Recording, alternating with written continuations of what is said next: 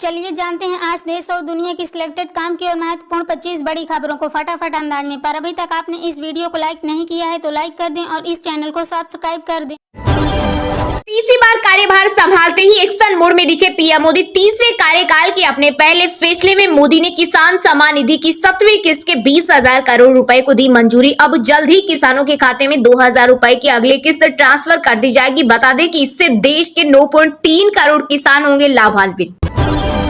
जम्मू कश्मीर में दहशत पैदा करने के लिए आतंकवादियों ने हमले को दिया अंजाम। सुरक्षा बलों को नहीं मिल रहा सुराग। तीर्थ यात्रियों की बस पर हुई आतंकी हमले की जांच करेगी एनआईए की टीम। वहीं हादसे में मृतकों के परिजनों को 10 लाख और घायलों को 50,000 का मुआवजा। एलजी मनोज सिन्हा ने की घोषणा। शुरुआती 4 दिनों में कोई भी मंत्री अपना ऑफिस छोड़कर बाहर नहीं जाएगा। शपथ लेते ही पीएम मोदी ने दिया टास्क। दरअसल शपथ लेने के साथ ही मोदी सरकार एक्शन मोड में आ गई है। सूत्रों की माने तो इस बार प्रधानमंत्री ने विकसित भारत मिशन और मोदी की गारंटी को ध्यान में रखते हुए मंत्रियों को उनके विभाग दिए हैं।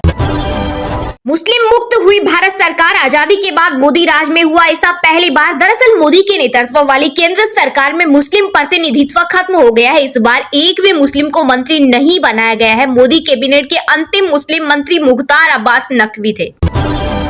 आतंकियों को छोड़ेंगे नहीं। वैष्णो देवी जा रही बस पर हुए हमले को लेकर आया अमित शाह का बयान। बोले इस कायराना हमले के दोषियों को बख्शा नहीं जाएगा और उन्हें कानून की मार झेलनी पड़ेगी। अमेठी में आज मनेगा किशोरीलाल शर्मा और राहुल गांधी की जीत का जश्न। इस कार्यक्रम में कांग्रेस संसदीय दल की अध्यक्ष सोनिया गांधी और अमेठी रायबरेली दोनों क्षेत्र के कार्यकर्ता भी होंगे शामिल। म्यूचुअल फंड बना लोगों की पहली पसंद। एक महीने में जमा हुए 34,697 करोड़ रुपए। एएमएफआई के आंकड़ों के अनुसार मई में इक्विटी म्यूचुअल फंड्स में निवेश में शानदार उछाल देखा गया, जो 34,697 करोड़ रुपए के रिकॉर्ड स्तर पर पहुंच गया। सोने चांदी की कीमतों में आई भारी गिरावट। बीते दिन 10 ग्राम 24 कैरेट सोना 1,008 रुपए हुआ सस्ता। ये 70,905 में बिक रहा। वहीं 1 किलो चांदी भी 1,992 रुपए घटकर 88,543 पर आई। सूत्रों के मुताबिक 18 जून से शुरू हो सकता है 18वीं लोकसभा का पहला संसद सत्र। वहीं 18 से 19 जून को सांसदों की शपथ और 20 जून को स्पीकर का चुनाव होकर 21 जून को संसद के दोनों सदनों के संयुक्त सत्र को राष्ट्रपति कर सकती है संबोधित। बिहार, बंगाल, मध्य प्रदेश समेत 7 राज्यों की 13 विधानसभा सीटों पर 10 जुलाई को होगा उपचुनाव और 13 जुलाई को आएंगे नतीजे। चुनाव आयोग 14 जून को जारी करेगा नोटिफिकेशन। उड़ीसा में 12 जून को होगा मुख्यमंत्री का शपथ ग्रहण समारोह। सीएम कैंडिडेट चुनने के लिए राजनाथ सिंह और भूपेंद्र यादव को बनाया गया ऑब्जर्वर। वहीं आंध्र प्रदेश में भी भाजपा के सहयोगी टीडीपी प्रमुख चंद्रबाबू नायडू 12 जून को ही मुख्यमंत्री के रूप में लेंगे शपथ। प्रेम सिंह तमांग ने लगातार दूसरी बार ली सिक्किम के मुख्यमंत्री पद की शपथ। इस दौरान 8 मंत्रियों ने भी ली शपथ। कार्यक्रम में करीब 30,000 लोग हुए शामिल। एसकेएम ने विधानसभा की 32 में से 31 सीटें जीती थी। यूपी के सीएम योगी आदित्यनाथ ने दिल्ली में अमित शाह और नितिन गडकरी के बाद राजनाथ सिंह से की मुलाकात। सरकार बनने के बाद राजनीतिक गलियारों में हलचल हुई तेज। मोदी का कच्चा द्वीप का मुद्दा उठाना गैर जिम्मेदाराना, इससे बिगड़ सकते हैं श्रीलंका से रिश्ते। कांग्रेस नेता जयराम रमेश बोले तमिलनाडु की जनता ने दिया इसका मुंहतोड़ जवाब। दरअसल चुनाव प्रचार के दौरान पीएम मोदी ने इस मुद्दों को जोर शोर से उठाया था।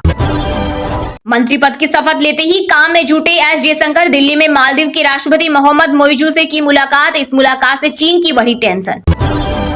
BJP IT cell head Amit Malviya पर महिलाओं के यौन शोषण का आरोप। कांग्रेस बोली 5 स्टार होटलों में करते हैं उत्पीड़न, भाजपा उन्हें पद से हटाए। एमपी, यूपी, गुजरात, बिहार समेत 5 राज्यों में अगले 5 दिन चलेगी हीट वेव। मुंबई में 2 दिन पहले पहुंचा मानसून। कई इलाके पानी में डूबे। 5 मंजिला इमारत का स्लैब गिरने से 2 लोगों की मौत। वहीं 15 जून तक गुजरात में मानसून पहुंचने की उम्मीद। नई दिल्ली में बांग्लादेश की पीएम शेख हसीना से मिली कांग्रेस संसदीय दल के अध्यक्ष सोनिया गांधी। इस दौरान राहुल, प्रियंका भी रहे मौजूद।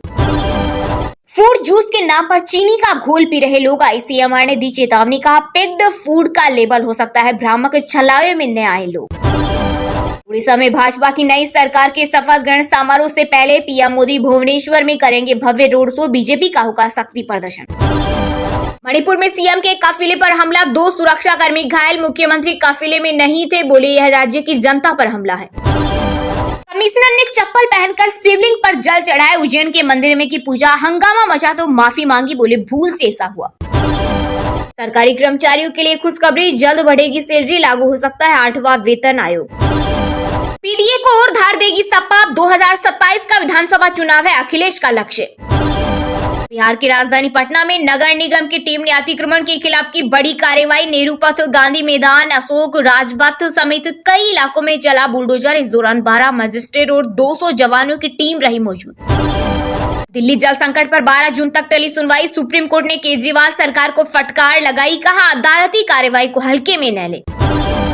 नई सरकार बनते ही हफ्ते के पहले कारोबारी दिन ऑल टाइम हाई बनाकर गिरा शेयर बाजार। कारोबार के दौरान सेंसेक्स 203 अंक की गिरावट के साथ 76,490 के स्तर पर बंद हुआ। वहीं निफ्टी भी 30 अंक की गिरावट के साथ 23,259 के स्तर पर हुआ बंद।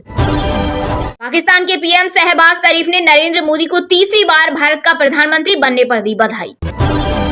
मोदी मंत्रिमंडल में यूपी से 9 चेहरे, हर चौथा सांसद बना मंत्री। 4 ओबीसी और 2 दलित। गोंडा से सांसद कीर्तिवर्धन के नाम ने चौंकाया। जयंत चौधरी ने अंग्रेजी में ली शपथ।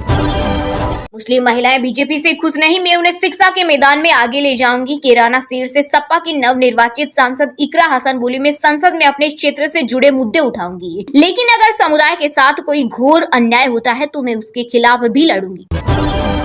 दिल्ली के हक का पानी भी रोक रही हरियाणा सरकार। जल संकट को लेकर आम आदमी पार्टी ने फिर बीजेपी पर साधा निशाना साधी का। सुप्रीम कोर्ट के आदेश का भी पालन नहीं हो रहा। दिल्ली के एलजी जनता का नहीं बल्कि भाजपा के हितों का ध्यान रखते हैं। मणिपुर के कांगपोकपी जिले में उग्रवादियों ने मणिपुर के सीएम बीरेन सिंह की एडवांस आरोपी टीम पर किया हमला। 2 सुरक्षाकर्मी हुए घायल। जब हमला हुआ तब काफिले में नहीं थे मुख्यमंत्री। रूस में शुरू हुई 2 दिवसीय ब्रिक्स विदेश मंत्रियों की बैठक। भारत ने विश्व बंधु की भूमिका के साथ पूरी की बैठक में मौजूदा जियोपॉलिटिक्स के मुद्दों और वैश्विक सुशासन प्रणाली में सुधार को लेकर होगी चर्चा। राजनीति की हवा बदली हुई दिख रही। प्रधानमंत्री के शपथ ग्रहण समारोह पर विदेशी मीडिया ने दी प्रतिक्रिया। साथ ही कहा मोदी सरकार का तीसरा कार्यकाल शुरू हो गया है, लेकिन आम चुनाव में विपक्ष का उत्थान देखा गया। रोमांचक मुकाबले में भारत से हार के बाद पाकिस्तानी खिलाड़ी की आंखों से नहीं रुके आंसू। नसीम शाह का बुरी तरह से टूटा दिल। भारतीय कप्तान रोहित शर्मा ने बधाया ढांढस।